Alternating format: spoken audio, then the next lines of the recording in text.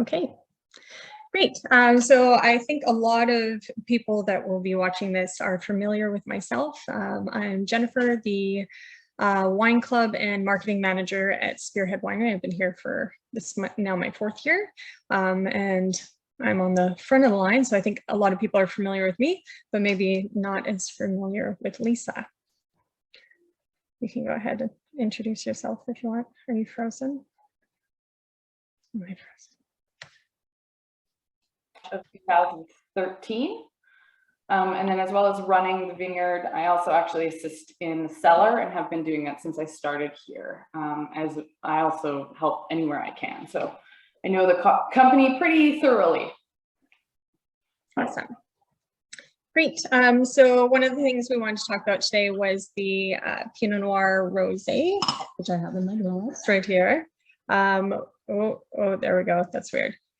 So color is partly due to Grant keeping the fruit on the skins for about 48 hours. So the fruit that we select to go into this program is actually part of what Lisa's up to in the vineyard. It's part of our sorting. Our big focus at SpearHead is producing red Pinot Noir. So one of our sorting methods is the vineyard teams will go out and they'll select anything that doesn't qualify for the red wine program. Typically it's a little higher in acid, which is fantastic for rosé and not necessarily ideal for red wine. We want to have those grapes as ripe as possible. So that fruit comes in, we'll destem all of it, and it cold soaks for about 48 hours. At that point, Grant's pretty happy with the colors and the flavor extraction, so we'll remove the skins and then proceed to make the rosé from there. The flavors on this particular vintage are beautiful. Right now I'm finding it's quite fresh, lots of grapefruit, strawberry, raspberry on the nose.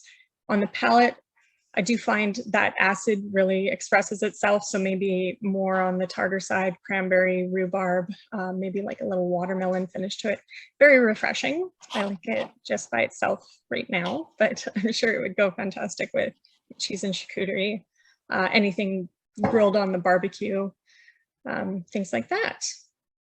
And I'll pass it over to Lisa, maybe to get a little more technical on 2021. Yeah, so I'm just going to kind of touch on what kind of vintage 2021 was. So we were really, really happy to have a mild winter, as 2020 was a pretty tough winter for us. So that's going to result in just kind of low bud damage and a nice even bud break, which for us means we're going to have kind of the biggest crop we can on our property. We had a really nice start to spring. It was a little dry, but which obviously we can deal with through irrigation. Obviously, for most farmers, the biggest difficulties for us were the heat dome. We were pretty lucky. So most of the things that we struggled with was actually just staff, as it was pretty dangerous to work, which we had to kind of get what we needed to get done and not, hurt people. So we did that. Plants do shut down when it's that hot. They're just like us. They don't like it. So for us, we kind of hit in a time where it didn't do a lot of damage to our plants. So they kind of shut down in a time where we weren't really needing them to do a lot. Down south wasn't very lucky with that. And it actually happened at a really crucial time called berry set. And berry set's right after flowering. And that's going to have the most kind of cell replication. And that's going to really set your berry size for the year. So because the plants were shut down during this time, they just didn't get that growth that they wanted. And for us at SpearHead, that resulted in our Golden Retreat vineyard actually seeing a 50% decrease in their crop size, just through sheer size reduction.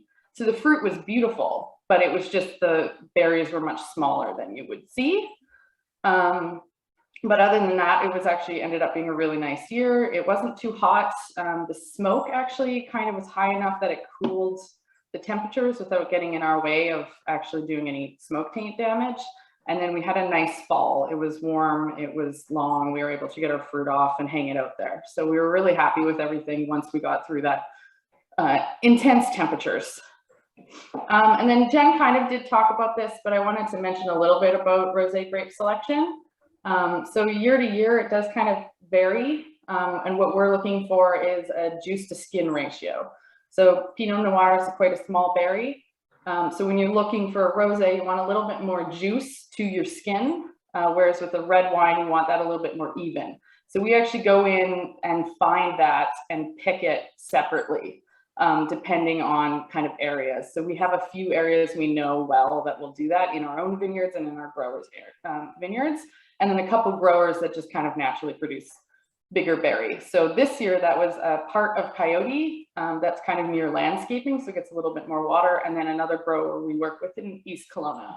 And that's kind of why you see farm variation when you're looking at the spec sheets over year to year.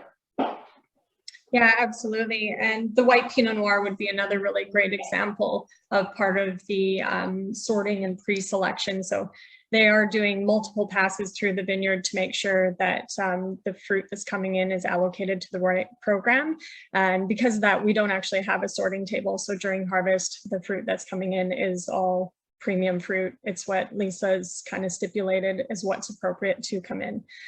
Okay, so moving on, I thought we'd touch on library wines. A lot of what was included in the newsletter last week were library wines. So if you had a chance to print off the maturation chart that we included in the newsletter we just sent to you, please feel free to follow along with that. In general, talking about SpearHead Winery, anything that was produced in Pinot Noir leading up to 2016, so red Pinot Noir was under cork, with the exception of the white label Okanagan Valley Pinot Noir. That's always been under cap, so a little bit of a different story there. But anything under cork does have a little more oxygen exchange, so this cellaring can be a little quicker than anything that's been put under cap, which starting 2017 forward, we've really rolled over into using Stelben closure. Grant does select closures that have about an 80-20 ratio, so they do allow for oxygen exchange, but it's a controlled amount, and it also eliminates the possibility of cork taint, which is still an existing problem. They still say like 2 to 3% of wines under cork can be tainted, which is really disappointing when that happens. In terms of the wines that were included in the newsletter, most of which are like drinking great now. Lisa and I did open them up and we tasted through everything, and don't necessarily think that they would benefit from a lot more time in cellar, but did find that the 2017 Riesling is an exception to that, because that one still got a lot of life to it. It's pretty lively. So yeah, so those are sort of the specifics relating to the cork versus cap debate. I think that was a big decision for SpearHead to go to cap, but a lot, there's that image behind cork closure, but for us, having more of a consistent product and control over what happens in the cellar is a big thing, and something that Grant Stanley really believes in. So moving forward, anything 2017 onwards, the ageability is actually greater than anything pre-Grant. I'll let that roll over to you, Lisa. Okay, so I'm just going to kind of talk about good years that we've had, particularly good vintages. First, I'll just kind of explain what that even means, because you'll hear that a lot, like this was a great year for wine, and what we're kind of talking about in versus of growing in Canada. So the first thing we kind of talk about is growing degree days.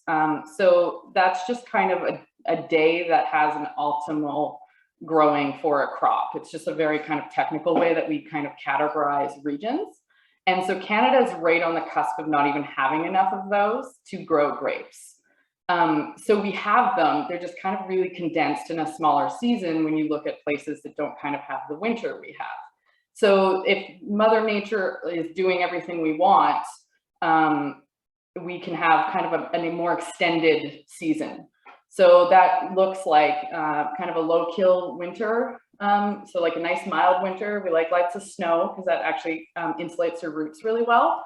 But the biggest damage we get would be a spring or fall frost. So if we don't have those, we can kind of survive that like week of -20, that doesn't do as much damage as, say, having a frost in the fall before everything's dormant, because they're a little bit protected.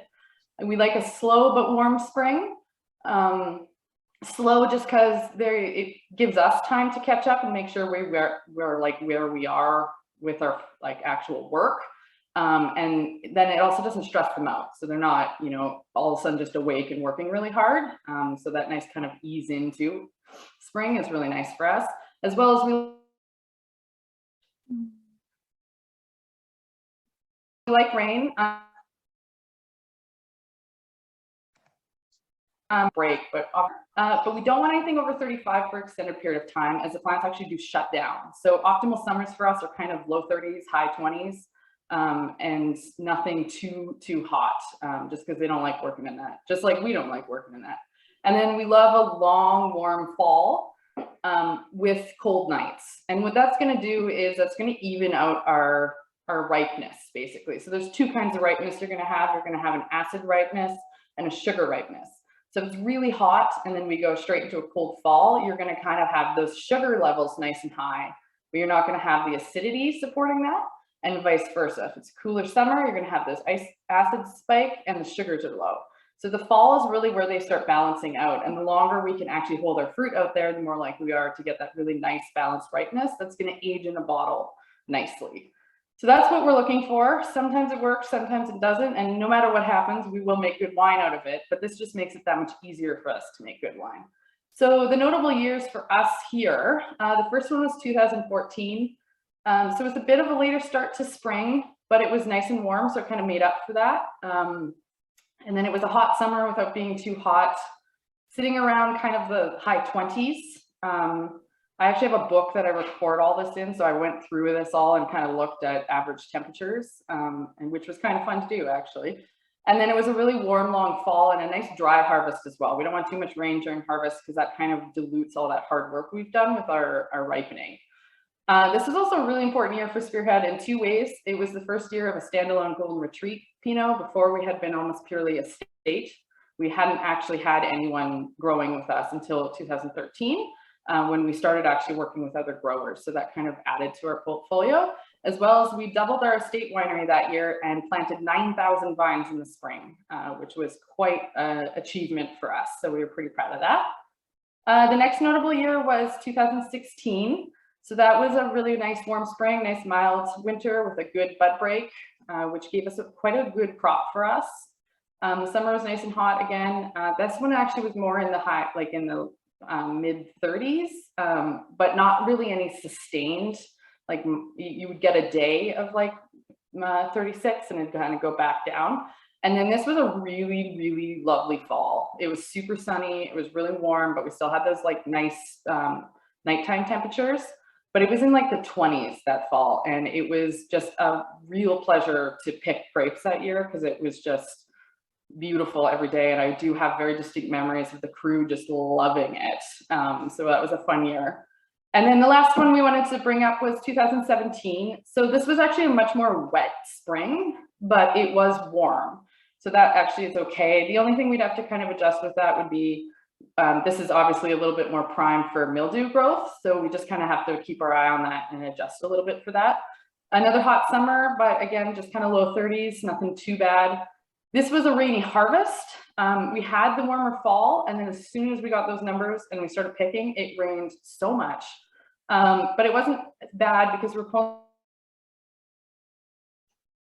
the fruit off fast, and damages you would get from that. It just really wasn't fun to pick. But this was also a very notable year because it was our first harvest with Grant Stanley. So that would be the first vintage that he made wines with us. And kind of the biggest changes we would see in winemaking and vineyard practices with him would have been filtration. He's very low filtration for him. Indigenous yeasts, those were not done with our previous winemaker really at all. And Brett really brought that practice to SpearHead for us. And then also hang time on grapes. He is notorious for leaving his grapes up there till the last second, which is going to give you much more complexity in your ripening. But it's a little bit of a gamble because now we have to be that much more organized about getting it off. So him and I have worked together and we have it pretty much perfect now, and we've never really had any stress about that. But he is one of those guys where everyone else is almost done their harvest and ours are still sitting out there just waiting for him to give us the go ahead. So back to Jen, and she's going to talk about cellaring the wines we make. Yes, so the big important thing with cellaring wine long-term storage is consistency. So consistency is key. At the very least, a moderated temperature is really important. Ideally, that's between 12 and 15 degrees. So like storage spaces are really great if you don't have a wine cellar. If you do have a wine cellar and you've got a fancy humidifier where you can adjust that, humidity between 55 and 75% is ideal, especially if you have a wine under cork. You do want to keep the cork moist, and storing it on its side is better as well, so that the moisture is also on the cork from the inside of the bottle. Keeping it out of direct sunlight is also really important, and away from vibration. So, you know, as fancy as Under the Stairs looks, that sometimes isn't great, because you do have that vibration of the staircase, or, you know, if your central vac is on the other side of the wall, maybe not ideal. In relation to our wines and different wines that we produce, things like rosé are best consumed fresh. I usually have my last bottle of rosé with Christmas dinner. So we've just released the 2021. It's drinking fantastic now. And I'll probably have my last bottle literally Christmas this year. You can keep it for 1 to 2 years, but the acid in a rosé does sort of deplete on that bell curve a little bit quicker than some of the other SKUs. So then with cellaring wine, you sort of want to balance between sugar, acid, alcohol, and if it's red wine, tannin. So you'll start to lose that. So then the sugar, the alcohol, and hopefully the fruit will still stand out, but it'll be slightly disjointed. Things like Pinot Gris, when we make a white Pinot Noir, those are also great fresh, but you can keep them like 2 to 5 years, depending on the growing season. And then Chardonnay, that's another good one. Our Chards here, and specifically since Grant Stanley has started making them, I would extend what I'd usually say. BC Chards, rule of thumb, usually I'd say 3 to 5, but with Grant's Chards, I would confidently say like 5 to 8 years. And for Pinot Noir, the big one, again, typical rule of thumb, Okanagan, I would say like 6 to 8 years, quite confidently. And with Grant, again, you may have a little extra love there because of the natural acidity that he maintains in the grapes, and then the balance with everything. You do have that bell curve go a little slower. And again, we're under Stelvin now. So yeah, there's the benefit of that. So let us know if you have any questions. Feel free to plop them in the chat, or if anyone wants to turn on their mic and ask a question, feel free to go ahead. Oh, decanting. That was one other thing I had as a side note. I mean, I don't usually decant SpearHead wines. I would maybe decant like a red, a Pinot Noir. And for me, when I open a red, I'll taste it. If the tannin kind of stands out to me, or if it's more like spice forward, then I'll pop it in a decanter and then try it again, and try it every 10 minutes or so, just to see if that actually does benefit. You can over decant as well. So something to be mindful of. And usually with a lighter bodied red like Pinot, it's not necessary. All right, I don't see any questions. Anything you want to add, Lisa? Not really. Yeah, if you guys have any questions about any vineyard practices, please feel free to ask. Perfect. No questions. Okay. Oh, that was easy. Easy exam. Yeah, making it easy for us. We don't have to think too hard. I had someone earlier ask me what the residual sugar was on the late harvest. I was like, oh, brain, 133 grams, I think. Don't quote me on that. Oh, I think yeah. that's right. Excellent. Okay, great. Well, thank you so much for joining us. Lisa, thanks for taking the time. I really appreciate it. I know Yeah, you're no busy at this problem. time of year.